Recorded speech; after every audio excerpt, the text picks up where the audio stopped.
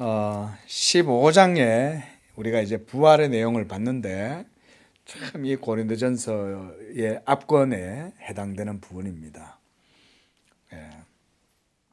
근데 갑자기 또 16장에 딱 들어오니까 분위기가 이제 거의 뭐 급전직하 이런 분위기죠.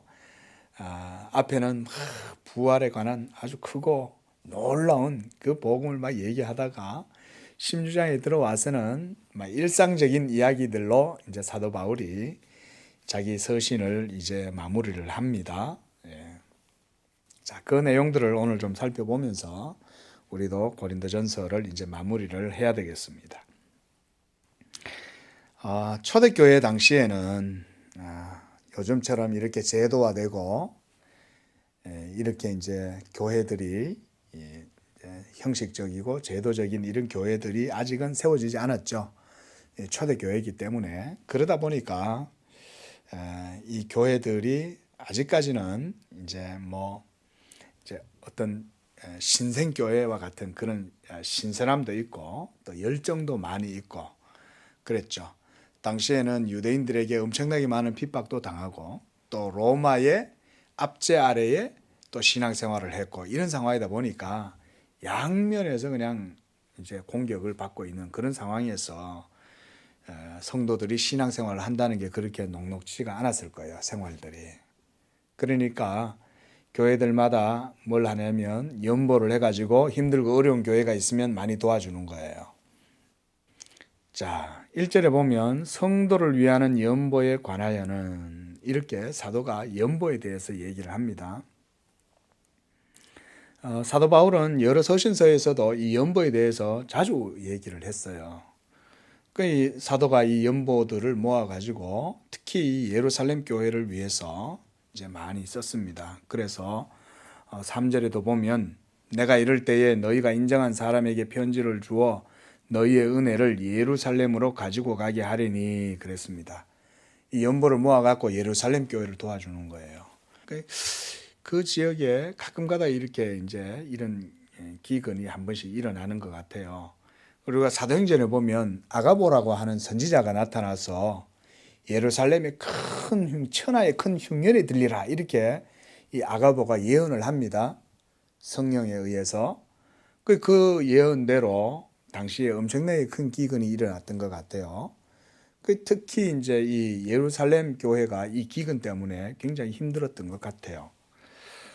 자, 이 예루살렘 내에서 신앙생활을 한다는 게 쉽지가 않죠. 1차적으로 유대인들한테 엄청난 박해를 받으면서 신앙생활을 해야 했습니다. 또 이 가뭄 때문에, 기근 때문에 또 생활이 어렵습니다. 이러니까 예루살렘 성도들이 막 빈민이 많이 생겨나는 거예요. 자, 가뭄이 들면 또 전염병도 막 일어나고 막 이게 굉장히 이제 여러 가지 병도 일어나고 막 이러죠. 굉장히 힘들었을 겁니다. 그때 이방인 교회에서 헌금을 해서 이 예루살렘 교회로 보내주는 것이 하나의 큰 행사였던 거예요. 우리가 오늘날 뭐 난민 기구가 있어가지고 뭐 어디에 난민들이 있으면 재난이 일어나면 거기에다가 우리가 이제 막 보내주잖아요. 교회들이 그때는 그런 일들을 했던 거예요. 자, 이렇게 빈민층 신자가 많고 박해로 인해서 가난하게 된 이 유대 지역에 이렇게 이제 서로 유무상통하는 이런 제도들이 초대교회에는 있었습니다. 그래서 바울은 이 마게도냐와 아가야와 이 갈라디아 지방의 여러 교회들에게 편지를 보내기도 했어요. 이 예루살렘에 있는 모교회를 위해서 연보를 하라. 이렇게 우리가 고린도 후서 8장, 9장에도 보면 이 연보에 대한 얘기가 나와요. 그리고 로마서 15장에도 이 얘기가 나옵니다. 연보에 대해서. 그리고 사도행전 20장에도 이 얘기가 나오고. 자, 이렇게 사도 바울이요. 고린도 교회에도 이 연보를 준비하라고 그러는 거예요.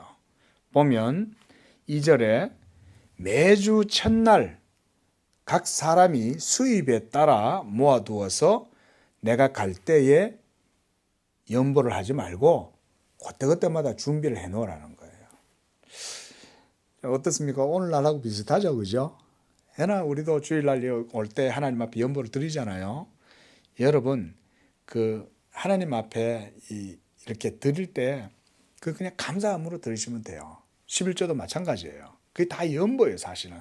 그때는 따로 11조라고 없어도 자기의 수입이라든가 곡물을 팔다든지 아니면 곡물이 있으면 또 곡물로도 하나님 앞에 드리고 이렇게 해서 교회를 살찌게 하고 교회를 풍성하게 했던 거예요. 왜냐하면 교회가 복음의 사역을 하잖아요. 그리고 그 복음의 사역에 따라서 또한 많은 사람들이 그 교회에서 또 살잖아요. 그러면 그 중에는 잘 사는 사람도 있지만 또 못 사는 사람도 있었겠죠. 그렇죠? 그러다 보면 교회가 복음 사역을 하면서 가난한 자들이든 잘 사는 사람들이든 그 교회에서 다 같이 그 복음의 은혜 안에서 그 연보를 통해서 서로 유무상통하고 그렇게 해서 서로 나누고 이렇게 살았던 게 초대 교회였습니다. 그 이 연보제도도 이렇게 해서 생겨난 거예요. 초대교회 때부터. 또한 성도들이 하나님 앞에 드리는 것에 있어서 인색하지 말고 여러분 드릴 수 있다면 열심히 드리세요. 그리고 그것을 통해서 하나님의 교회가 이곳에 몰려 들어오는 사람들이 있으면 그때 쓰는 거예요. 복음을 위해서. 복음을 전함과 함께 그 교회의 빈부가 격차가 없게 하고 성도들이 복음의 은혜 안에서 부족함이 없도록 하기 위해서 그것이 또한 선하게 사용되게 하시는 거예요. 우리 양재교회도 이 양재 지역에서 그런 일들을 해야 되는 거예요. 그 양재교회도 하나님이 이 지역에서 뿌리 내려서 복음의 전진기지가 되게 하면 또 그런 사역들을 하게 하시는 겁니다, 여러분. 그 교회가 연보를 그런 데 쓰는 거예요. 그리고 또 다른 데 굳이 할 때가 있으면 우리가 또 선교지에서 선교 복음을 위해서 사역하는 그런 종들이 그 자녀들이 선교사 자녀들이 힘들거든요. 그러면 그런 선교사 자녀들을 위해서도 또 우리 교회가 하나님이 성도들에게 복을 주셔서 이 교회가 또 연보를 준비해 놓고 있으면 그걸 그런 데다 또 쓰는 거예요. 그래서 우리 교회가 그러면 성도들도 복 받는 거예요. 그죠? 하나님께서 복음으로 교회가 살찌게 하면서 동시에 성도들의 삶도 그런 걸 통해서 풍성하게 하셔요. 그러면 이제 교회를 위해서 성도들이 그렇게 이제 복을 받는 거예요. 그러면 또 그것을 또 선하게 쓰면 또 성도들이 복을 받고 이렇게 하나님이 이 지상의 교회를 그런 식으로 하나님이 보양을 하십니다, 여러분. 자, 그래서 여기서 매주 첫날은 바로 우리가 주일, 오늘날 말하면 일요일을 매주 첫날을 말해요. 그래서 이때로부터 여러분 우리가 이제 구약의 안식일 때 모여서 회당에서 하나님을 섬기고 했던 그 제도가 이렇게 이제 기독교로 말미암아서 이제 율법의 시대에서 복음의 시대로 바뀌면서 이 주일을 이제는 하나님께 예배하는 날로 바뀐 겁니다. 그러나 우리가 기억할 건 전에도 말씀드렸다시피 안식일이 주일로 바뀐 거 아닙니다, 여러분. 우리가 주일은 안식일이 아닙니다. 주 안에서 안식을 해도 그날을 율법의 안식일로 연장선으로 생각하면 안 돼요. 주일은 주님이 다만 그날 부활하셨고 모든 의를 이루셨기 때문에 그 한 주에 시작하는 첫날을 우리가 모여서 예배하고 부활의 은혜 안에서 복음의 위로와 안식을 누리기 때문에 그 날을 모여서 예배하기 적합한 날로 삼는 거예요. 그래서 우리가 주1을 예배의 날로 정한 겁니다. 그 주일이 사베스데이 안식일이 아니에요. 이렇게 사도 바울은 이런 걸 통해서 매주 첫날 모였다라고 하는 거 우리가 알 수 있겠죠. 초대교회 때도 그래서 썬데이에 모여가지고 예배 드린 거예요. 그게 지금까지 이렇게 계속해서 이어져 오고 있는 겁니다, 여러분. 자, 이렇게 초대교회 때도요, 이런 이제 한 주에 한 번 모여가지고 예배드리는 이런 관습이 있었는데, 처음에는 어떻겠어요? 처음에는 유대교에서부터 시작이 됐으니까, 사도들도 보면은 안식일마다 회당에 가잖아요. 사도 바울도 회당에 가서 안식일 날 성경을 전하면서 거기서 복음도 전하고 이렇게 했는데, 이게 이제 점차적으로 이제는 이제 이 기독교와 유대교가 분리가 되잖아요. 유대인들이 자꾸 핍박하고 또 새로운 교회들이 또 이방 지역에 막 생겨나고 이러니까 회당을 중심으로 모이던 예배의 형태가 점차 이제는 기독교만의 그 이제 예배당이 만들어지고 그렇게 해서 점점 이제 그 유대의 회당에서 떠나서 이제는 그리스도교가 주일날 예배 드리는 날이 점점점 이제 생겨나게 된 거예요. 그렇게 점차적으로. 자, 이게 이제 완전히 이제 세워지게 된 게 이제 4세기 초엽에 이르러서 이제 되면서 이제는 기독교와 유대교가 이제 거의 이제 떨어지게 됩니다. 자, 5절에 보면요. 사도 바울이 말합니다. 마게도냐를 지날 터이니 마케도니아를 얘기합니다. 이 마케도니아를 지난 후에 너희에게 가서 너희와 함께 머물며 겨울을 지낼 뜻도 하니 이는 내가 너희가 나를 내 갈 곳으로 보내어 주게 하려 함이라. 이 말씀을 보면요, 우리가 사도 바울이 이 고린도 교회에서 한겨울을 보내면서 이 장기적으로 거기에 이제 체제를 하려는 그런 계획을 보여주고 있어요. 자, 이 편지를 보낼 때가 이제 언제냐면 이제 주후 55년 말이다 이렇게 말합니다. 그러니까 겨울이에요. 그 겨울이다 보니까 그가 이제 과동을 하기가 어렵죠. 이제 겨울이니까 움직이기가 어려우니까 이제 그곳에서 이제 3개월을 보냅니다. 이 고린도 지역에서. 그리고 이 기간에 사도 바울이 이제 로마서를 기록해요. 거기서. 이 3개월의 기간 동안 여기에 체제하면서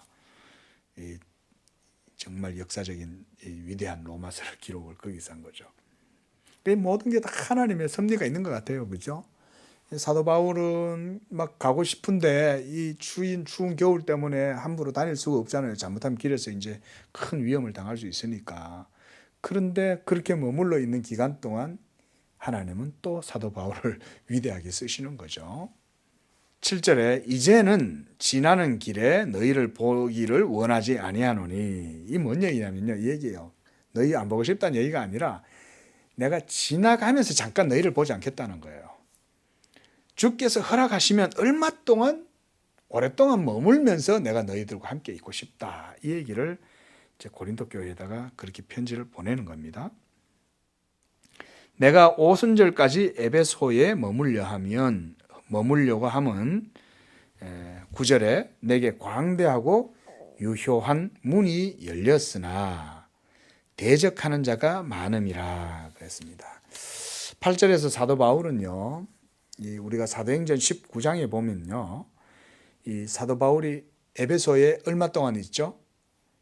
3년을 있죠, 그죠? 그래서 에베소 장로님들하고 이제 에베소 교회 장로님들하고 만나가지고 서로 같이 이제 막 이렇게 부둥켜 안고 기도하고 헤어지면서 사도 바울이 그러는 거예요. 내가 3년이나 내가 여러분들에게 이렇게 하나님의 복음을 아낌없이 내가 다 전했다.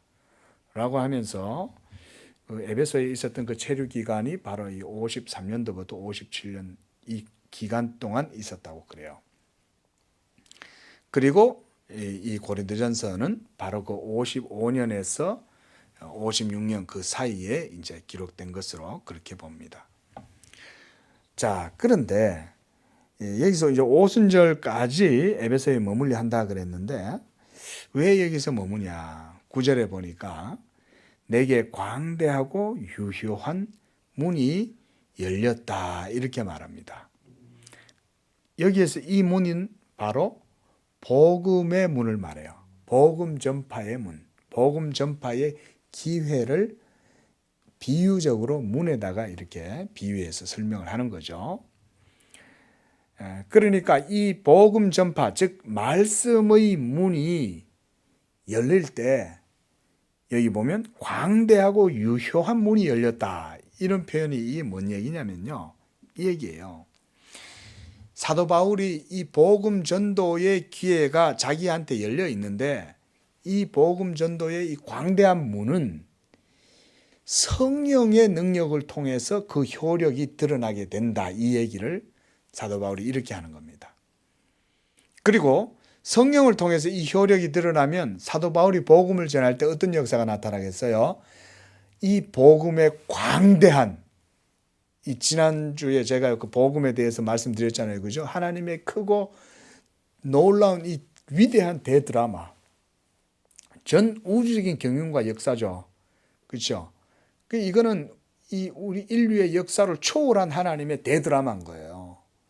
이 대드라마, 이 말을 사도 바울은 지금 광대하다 이렇게 얘기하는 거예요. 사도 바울은 그러니까 복음이 어떤 거라는 줄 아는 거죠. 사도 바울은 이 복음이 엄청나게 대단하고 위대한 거라는 걸 아는 거예요. 그래서 이 광대하고 유효한 문이란 성령의 역사를 통해서 그 능력이 이 복음 가운데 역사할 때 문이 활짝 열려 있다는 거예요.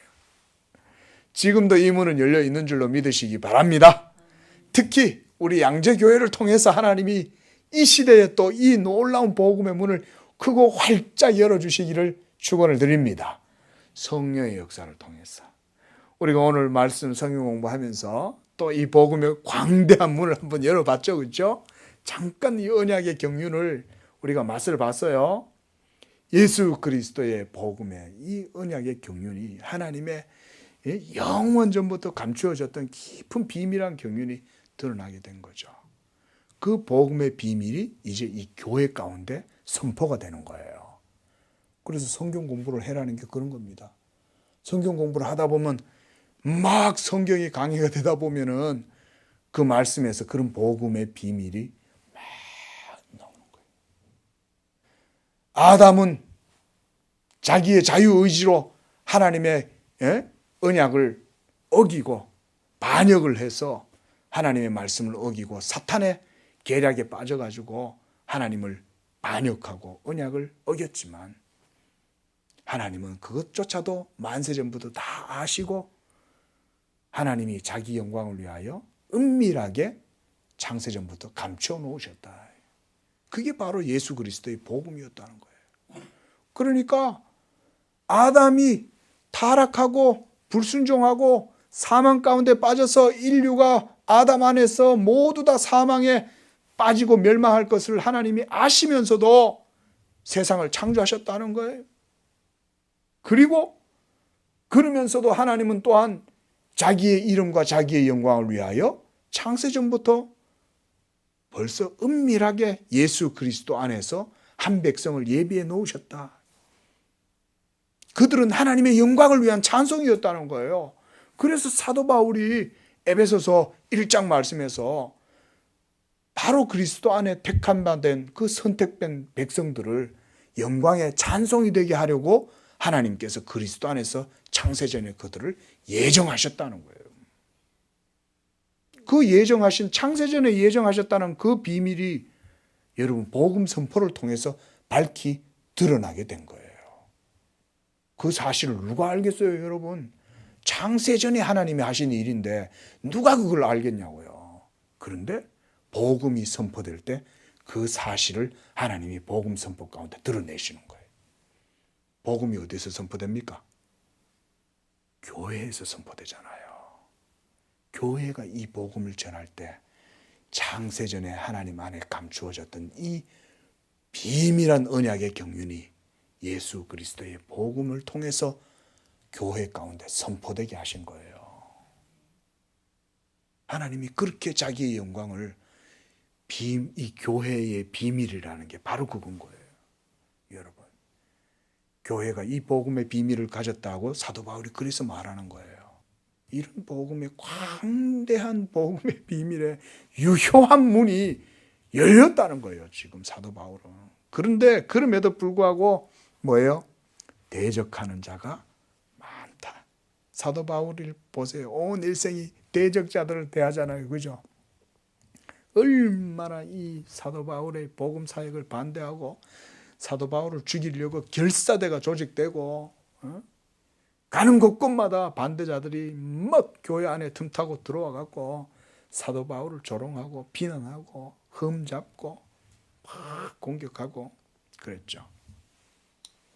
그러나 성령의 능력으로 이 복음의 위대한 비밀과 복음의 영광이 성령의 효과적인 사역을 통해서 이루어지게 되는 줄로 믿습니다. 우리가 이런 걸 기도하는 거예요. 여러분, 기도할 때 우리 아들 위해서, 자녀를 위해서, 우리 사업을 위해서도 기도하지만 그거는요, 사실은 하나님께 그냥 맡기면 돼요. 너희는 먼저 그의 나라와 그의 의를 구하라 그랬잖아요. 그의 나라와 그의 의가 바로 이런 거예요. 성령이여 역사하셔서 하나님의 영광의 복음이 우리 교회 가운데 밝히 드러나게 해 주시옵소서. 이런 게 하나님 나라와 의를 위한 기도예요. 적어 놓으셨다가 기도하시길 바랍니다. 이거를 여러분들이 구하면 구할수록 우리 교회가 복을 받는 거예요.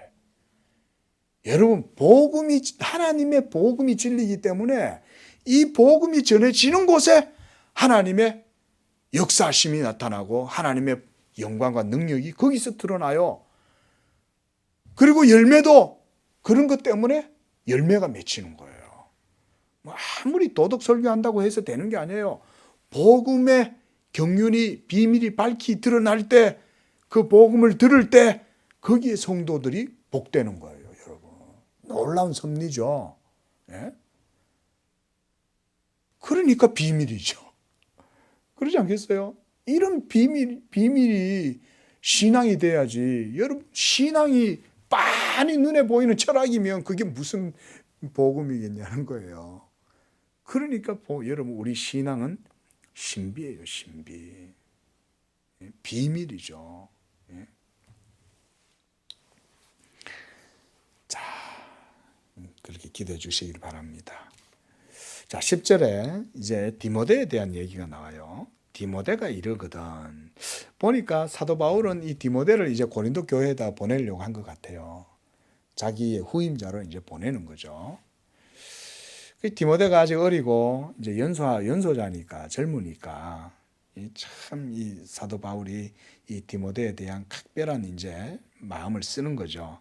그래서 이렇게 말합니다. 고린도 교회 성도들이여, 이 디모데가 가면 조심해서 디모데가 두려움 없이 여러분 가운데에서 사역할 수 있도록 하세요. 이렇게 말하는 거예요. 젊은 이제 부목사가 그때는 부목사라는 게 없지만 사도 바울의 이제 후계자니까, 이제 말하자면 후임자니까, 후계자가 아니고 후임자니까 이제 사도 바울도 그러는 거죠. 그래서 그도 나와 같이 주의 일에 힘쓰는 자다. 그래서 이 디모데는요, 사도 바울이 참 각별히 아끼는, 참 사도 바울이 자기의 아들이라고 그래요. 그 정도로 이 사도 바울을 이제 자기 믿음의 아들로 삼았고, 그리고 동역자였습니다. 그래서 이 고린도 서신이 먼저 이제 디모데가 이제 육로로 이렇게 가는데, 사도 바울은 이 서신을 해로로 먼저 보냅니다. 고린도 교회에. 그러니까 벌써 디모데가 도착하기 전에 이 편지가 먼저 도착하는 거예요. 도착하고 그러는 동안 아직 디모데는 사도 바울과 같이 있습니다.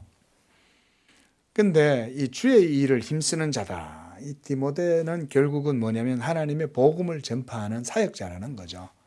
여러분, 우리가 주의 일이라는 게 뭐겠어요? 우리 양재교회가 주의 일을 한다, 하나님의 일을 한다고 할 때 그 하나님의 일에 여러 가지 있겠죠. 뭐 구제도 하고 긍휼도 베풀고 뭐 봉사도 이런 것도 있겠지만, 그런 거는 교회의 본질적인 사역이 아니에요.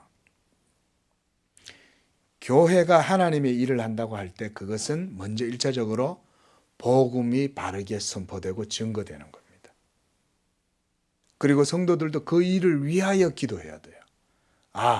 우리 양재교회 가운데 복음이 바르게 세워지고, 그래서 성도들도 복음의 신앙으로 투철하게 세워지고, 그리고 목사도 복음을 바르게 선포하고, 그렇게 해서 이 교회가 온전히 복음으로 무장하는 것을 위해서 여러분들이 기도를 해 주셔야 돼요.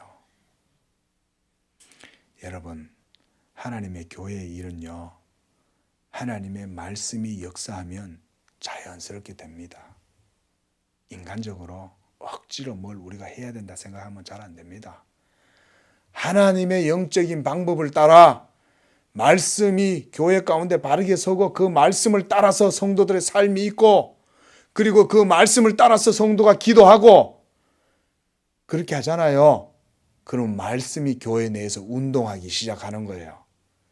말씀이 운동하면 성령이 그 말씀 가운데 역사하시는 거예요. 그러면 그때부터 교회가 사람의 일이 아니라 하나님의 일을 하기 시작하는 거예요, 여러분. 그게 교회 사역의 원리예요. 그래서 말씀과 성령 이 두 축이 교회 사역의 두 기둥이에요. 그래서 여러분 그것을 위해서 기도해야 되는 것입니다. 주의 일을 힘쓰는 우리 형제교회 되시기를 바랍니다. 이 부족한 종을 위해서도 기도해 주시고 주의 일을 위해서 힘쓰는 종이 되도록 기도해 주십시오. 자, 그래서 11절에 누구든지 그를 멸시하지 말라 그랬어요. 어리다고 얼마나 무시하겠어요, 그죠? 고린도 교회가 여러분 이 사도 바울의 영적 권위를 무시하는 사람들 얼마나 많았겠어요, 그죠? 우리가 보았듯이 고린도 교회 내에 4개의 파가 생겼잖아요. 그리스도파, 게바파, 아볼로파, 바울파, 그죠? 그러니까 사도 바울의 권위를 제대로 인정 안 하고 무시하는 사람들도 적지 않죠. 그런데 그런 곳에 디모데가 가면 그 디모데는 오죽하겠어요? 뭐야 저 젊은 사람. 아이고 뭐 사역자라고 왔어? 이러면서 우리는 아볼로파인데 우리는 그리스도파인데 우리는 게바파야 이러면서 얼마나 무시하겠냐고요. 자, 여러분 사역자가 무시를 당하면 문제는 어디에서 생겨날까요? 하나님의 말씀이 무시를 당하는 거예요. 문제는. 자, 이렇게 사도 바울도요. 자기에게는 아들과 같은 이 디모데를 말씀의 종으로 그들에게 소개를 하면서 그를 잘 섬기라는 거예요. 그죠? 그렇게 얘기하잖아요. 사도 바울도. 얼마나 사도 바울이 하나님의 말씀을 귀하게 여겼으면 이 디모데를 이렇게까지 동역자로 우대하고 잘 섬기라고 그러겠냐고요. 자, 12절. 형제 아볼로. 여기서 사도 바울은 또 아볼로에 대해서 얘기합니다. 그런데 이 아볼로가 사도 바울이 그런 거예요. 아볼로, 그대가 빨리 고린도 교회를 좀 갔으면 좋겠어. 왜냐하면 그 고린도 교회 내에 아볼로파가 있대. 이러니까 아볼로가 이제 아주 그냥 아연실색했을 거 아니에요. 무슨 소리야? 왜 거기 내 파가 있는 거야? 이랬겠죠, 아볼로도. 그래, 그 아볼로를 막 거기에 너무 좋아하고 사는 팬들이 많아. 당신 팬이.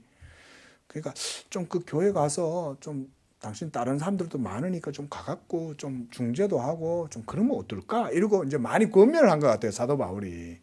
그게 이제 오늘 보면 12절에 그 얘기가 나와요. 아볼로에 대하여는 그에게 형제들과 함께 너희에게 가라고 내가 많이 권했다는 거예요. 내가 많이 권했다는 거예요, 많이. 근데 지금은 아볼로가 갈 뜻이 전혀 없다. 왜 그랬을까요? 제가 이거 말씀을 보다가 그런 생각이 드니까 아마 아볼로가 일단 사도 바울하고 에베소에 있으니까 지금 에베소에 지금 머물고 있으니까 에베소 내에도 사역할 게 많잖아요. 그러니까 지금 거기에 사역을 지금 매진하려고 아볼로도 지금 힘을 쓰고 있는 것 같아요. 근데도 사도 바울은 또 이 고린도 교회가 걱정이 되니까 니 좀 고린도 교회 가서 좀 아무래도 가면 정치적으로 힘이 실릴 거 아니에요. 그러면 지도자가 가면 조금 중재도 하고 그리고 아볼로도 상당히 그 이제 리더로서 자질이 높은 사람입니다. 이 아볼로는.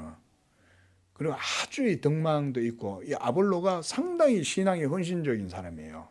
그러니까 우리가 사도행전에서 볼 때 이 아볼로가 하나님 앞에 부자예요, 아볼로가 또. 그런데도 부자인데도 자기의 재산을 하나님 앞에 다 드리는 거예요. 그 정도로 이 아볼로는 헌신된 사람이었습니다. 심지어 여러분 그 히브리서를 아볼로가 썼다라고 할 정도로 이 아볼로는 성경에 대해서도 상당히 박식한 사람이었어요. 그 정도였으니까 이 아볼로를 사도 바울이 거기에 보내려고 했겠죠. 그런데도 보니까 아볼로가 이 사도 바울하고 같이 이 사역을 열심히 했던 것 같아요. 자, 이 사도 바울이 지금 이 12절에 이 얘기를 하는 이유는 뭐겠습니까?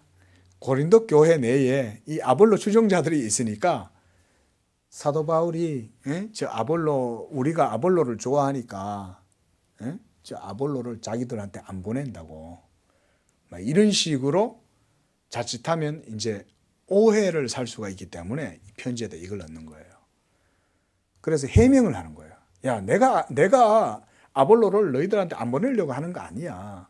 내가 여러 번 가라 그랬어. 그런데도 아볼로가 지금 갈 뜻이 전혀 없으니까 그렇게 알아. 이렇게 얘기하는 거예요. 자, 13절에 이제 이렇게 말합니다. 고린도 교회 성도들 향해서 깨어 믿음에 굳게 서서 남자답게 강건해라. 여기서요, 남자답게란 이 말은 무슨 얘기냐면 이 여성들을 폄하하는 의미로 얘기하는 게 전혀 아니에요. 그게 아니라 하나님을 섬기되 진리 안에서 이렇게 장부와 같이 진리 앞에서 담대하게 신앙생활해라 이 말인 겁니다. 여러분, 우리 성도들이 하나님의 진리 위에 서 있다면 이와 같이 대장부 같은 믿음으로 하나님을 섬기는 거예요. 여성들도. 왜? 복음으로 말미암아 하나님께 충성하고 복음으로 말미암아 하나님 앞에서 정말 이 결단하고 충심으로 하나님을 섬기고 이런 마음으로 하나님을 섬길 때 이와 같이 남자답게 강건해라 그 말인 것입니다. 그리고 또 한 가지 덧붙여요. 너희의 모든 일을 사랑으로 행해라. 여러분, 우리 이 사도 바울이요, 이 13장에서도 사랑에 대해서 얘기했다시피 교회의 모든 본질은 사랑에서 이루어지는 거예요. 사랑에서. 우리가 항상 이걸 기도해 주시기를 바랍니다. 하나님, 우리 양재교회